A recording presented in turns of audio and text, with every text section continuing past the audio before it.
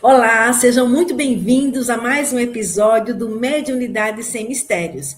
Eu sou Meire Moraes e hoje nós vamos conversar sobre um tema que toca profundamente a vida de muitas pessoas: a relação entre sensibilidade espiritual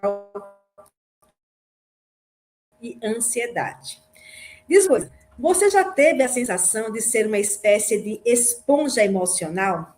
Daquelas pessoas que entram num lugar e absorvem o clima na hora, que captam as preocupações dos outros sem que ninguém diga uma palavra e terminam o dia como um esgotamento físico e mental que parece não ser seu? Para quem sente tudo com muita intensidade, a vida na Terra pode se tornar um terreno fértil para o esgotamento e para a angústia. Muitas pessoas vivem com os nervos à flor da pele e acabam se fazendo a mesma pergunta: existe alguma relação entre sensibilidade espiritual e a ansiedade? É sobre isso, essa linha tênue, que nós vamos conversar hoje. Mas, antes de mais nada, precisamos compreender que existem pessoas que percebem a vida em uma frequência diferente. São corações naturalmente empáticos, observadores, profundamente intuitivos, e que são afetados quase que magneticamente pelas alegrias e pelas dores do mundo ao redor. E preste muita atenção nisso. Ter essa percepção aguçada não é um defeito, não é uma fraqueza. Na visão espírita, nós somos espíritos imortais vivendo uma experiência humana. Portanto, a sensibilidade é a capacidade de perceber, sentir e se relacionar com o mundo. E essa característica assim, é muito do espírito em evolução. O grande desafio começa quando nós não aprendemos a usar essa ferramenta, quando você não sabe o que é seu e o que é do outro. A sua mente tenta processar tudo de uma vez. Você tenta resolver os problemas do mundo, absorve as mágoas alheias, assume culpas que não são suas, e aos poucos o desgaste emocional aparece na forma de crise de ansiedade. O sofrimento real, meus amigos, quase nunca vem do fato de você sentir demais, mas sim da dificuldade de colocar limites saudáveis naquilo que você acha. E como a nossa realidade espiritual se conecta com essa sobrecarga mental. Para entendermos isso com clareza, precisamos ir até o livro do Espírito 9. E Allan Kardec conta direto aos benfeitores. Os espíritos influenciam nos nossos pensamentos, nossas ações, e a resposta da espiritualidade é profunda e incontestável. A esse respeito, eles respondem: a sua influência é maior do que imaginais, porque frequentemente, são eles que vos dirigem.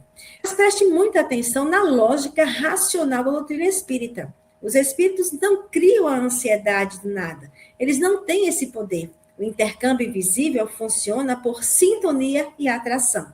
Se a sua sensibilidade humana te faz cultivar inseguranças, se você alimenta o medo do amanhã, o pessimismo ou o hábito de reclamar, você estabelece automaticamente uma onda vibratória que sintoniza com inteligências espirituais que entram em sintonia conosco e que pensam e sentem exatamente da mesma forma. Uma mente ansiosa gera pensamentos acelerados e desalinhados.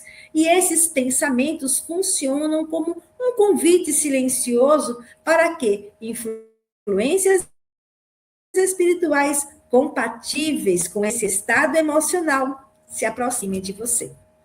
Dessa forma, aumenta a sensação de opressão.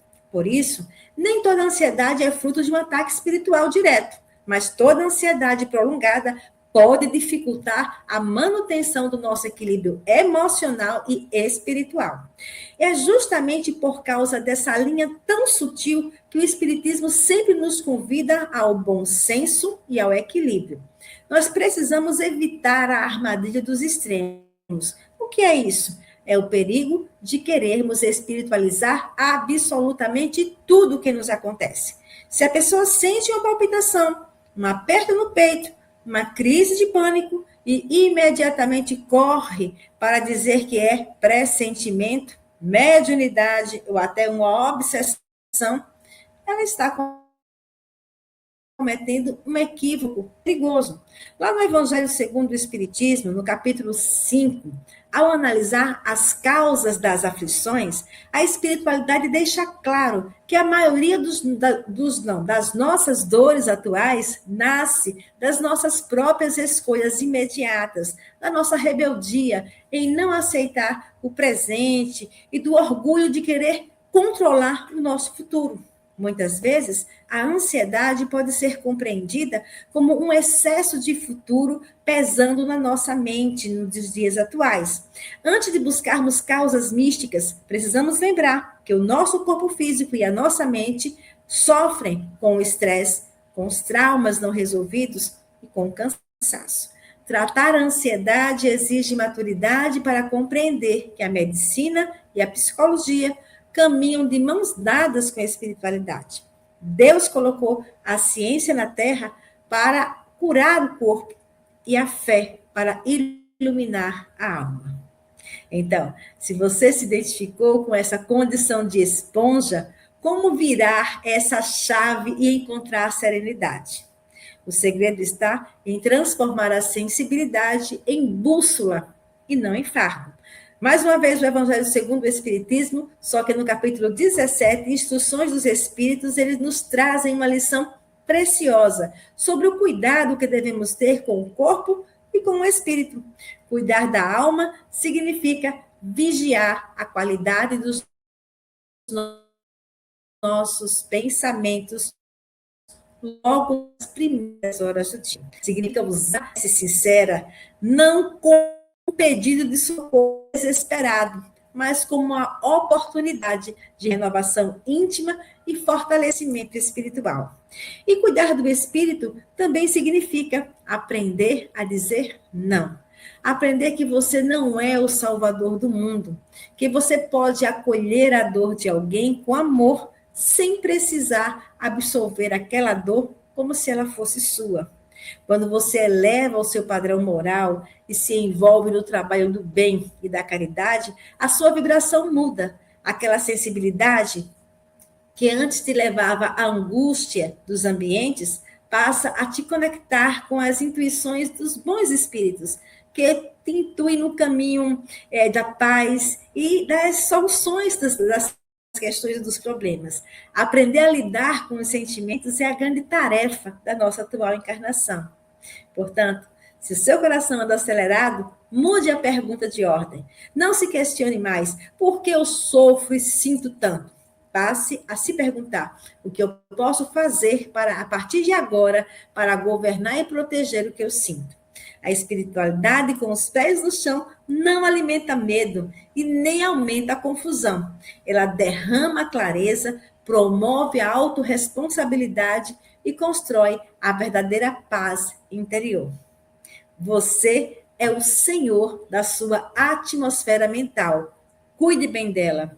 Você se considera uma pessoa sensível às emoções e aos ambientes ao seu redor? Como isso influencia a sua vida?